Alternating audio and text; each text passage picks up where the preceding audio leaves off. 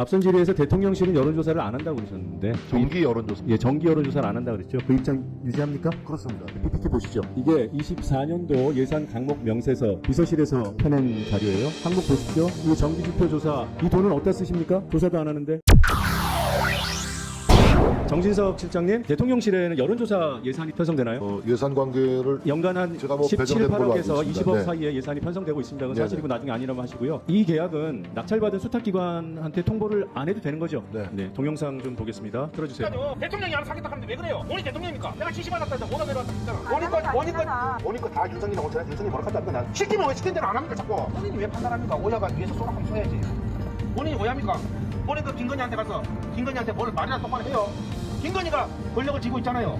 권력진 사람이 오다를 내리는데 본인이 왜 잡소리 합니까? 누구냐 전화해서 누구냐 정리해달라고. 김건희 딱 붙어야 본인이 다음에 육선을 할 거 아닙니까? 시킬 때는 해야 어디 붙어야 먹고 산다고 내가 얘기해. 그 다음 PPT 띄워주십시오. 지금 이 녹취를 국민들께서 들으시고 명태균 씨라고 이제는 좀 유명해졌습니다만 직함을 안 갖고 있던 분이 오선 의원한테, 오선 현역 의원한테 저렇게 막 쥐잡듯이 그런 상황을 아마 충격적으로 받아들이셨을 거예요. 그래서 이 대화 내용이 잘 안 들렸을 겁니다. 여기 계신 여야 우리 위원님들도 아마 그러실 거예요. 근데 지금 이 대화 사이사이에 있는 중요한 맥락이 있습니다. 이 상황은 명태균 씨와 김영선 의원 간에 어떤 사업을 두고 생각이 달라서 벌어진 상황이에요. 지금 보고 계신 그 안전한 거, 본인이 안전한 뭐 이런 지금 명태균 씨가 안전한 거는 당신이나 해라 뭐 이런 취지로 얘기합니다. 그리고 여론조사 해갖고 요리조리 하고 언론사 장사하고 일단 추측건데 언론사를 띄고 무슨 여론조사를 하는 그런 사업을 김영선 의원이 생각하고 있었던 것 같아요. 여론이 적으니까 그냥 이해하고 이거는 대통령실에서 그 당시에 대통령의 그 지지율이 50% 미만으로 떨어지는 임기 초기에 지지율 비상이 걸린 상황이었습니다. 여론이 떨어지는 상황임에도 불구하고 당신은 시절 좋게 이런 언론사 장사나 해라. 그게 가능하냐? 가당키나 하냐? 이렇게 윽박지르고 있는 상황으로 보입니다. 이때는 이제 정권 초기라 요즘에는 용산이라고 하지만 그때 청와대라고 했던 모양이에요. 저는 잘 모르겠지만 청와대에서 지역조사하는 거 ARS 돌리는 거 그거 받아야지. 이 얘기가 명태균 발언으로 나오는 겁니다. 명태균은 이걸 하자는 거예요. 강혜경 증인 좀 나와주십시오. 이 내용을 들으면 2년 전 상황입니다. 기억이 나십니까? 혹시 명태균 씨가 이와 관련된 사업 얘기를 한 적이 있어요? 윤석열 대통령이 당선됐을 때 청와대에서 발주하는 그 관련돼 있는 이제 용역과 중에서 밀양군 정서가 한 건들을 다 가지고 오겠다. 그래서 그 사업을 준비하기 위해서 서울에서도 저희가 그 진화를 하나 했었는데 네. 결론적으로 일은 아무것도 못 갖고 오셨어요. 못 갖고 오셨고 그 뒤로 뭐 청와대 관련해서 일을 저희가 뭐 어떻게 했다라는 얘기는 저한테는 없었어요. 일을 이제 결국 받지는 못했죠. 그 네, 과정에서 받을 수 있다라고 자신감 있게 얘기하던가요? 아니면은 자신감 있게 얘기를 그 조사가 어떤 조사인지 혹시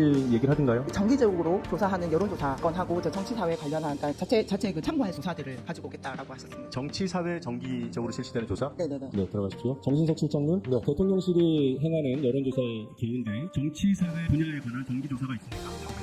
없어요. 그 말씀에 책임지실 수 있어요? 앞선 질의에서 대통령실은 여론조사를 안 한다고 그러셨는데 정기 여론조사. 예, 정기 여론조사를 안 한다고 그랬죠. 그 입장 유지합니까? 그렇습니다. PPT 보시죠. 이게 24년도 예산 강목 명세서 비서실에서 펴낸 자료예요. 항목 보십시오. 이 정기지표조사 이 돈은 어디다 쓰십니까? 조사도 안 하는데 2024년 1월 넘어가겠습니다. 위증에 대한 입장을 질의 끝난 다음에 밝혀주시기 바라고요. 위증한 바 없습니다. 기다려주세요. 지금 그 앞선 우리 그 강혜경 증인의 답변에서 이 무렵에 2022년 6월에 명태균 씨가 대통령실로부터 이런 여론조사와 관련된 사업권을 따낸다는 얘기를 했고 그리고 또 명태균 씨 공개된 녹취에서 청와대로부터 2번 연락이 왔다는 얘기를 하면서 김영선 당시 5선 의원과 싸우죠. 싸우는 게 아니라 윽박지르죠. 그때 매우 절박하게 김영선 씨가 이 사업에 반대하는 부분에 대해서 강조합니다. 청와대에서 2번이나 연락이 왔다. 본인이 생각하는 방식대로 사업을 해야 된다는 취지로 얘기합니다. 그리고 그 사업의 실체에 대해서 강혜경 씨 증언에서 굉장히 중요한 단초를 발견합니다. 강혜경 씨께서는